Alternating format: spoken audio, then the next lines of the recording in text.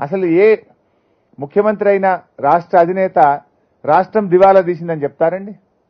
రాష్ట్రం దివాలా తీసిందని ముఖ్యమంత్రే చెప్తే రాష్ట్రానికి పెట్టుబడులు వస్తాయా?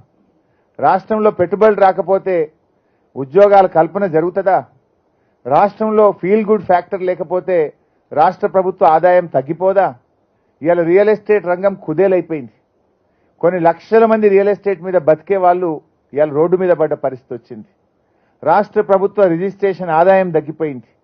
రాష్ట్రంలో పెట్టుబడులు తగ్గిపోయినాయి. రాష్ట్రంలో ప్రైవేట్ రంగంలో ఉపాధి కల్పన తగ్గిపోయింది. మీరు ఈ రకంగా మాట్లాడడం వల్ల భవిష్యత్తులో కరెంట్ ఉంటుందో ఉండదో, మీరు మంచినీళ్ళు ఇవ్వకపోవడం వల్ల ఇవాళ కన్ఫ్యూజన్లో పడ్డారు.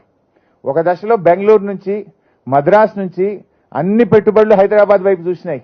అక్కడ త్రాగునీటి సమస్య వల్ల, అక్కడ ట్రాఫిక్ కంజెషన్ వల్ల, అక్కడ విద్యుత్ కోతల వల్ల తెలంగాణ వైపు అందరూ చూశారు. కానీ రేవంత్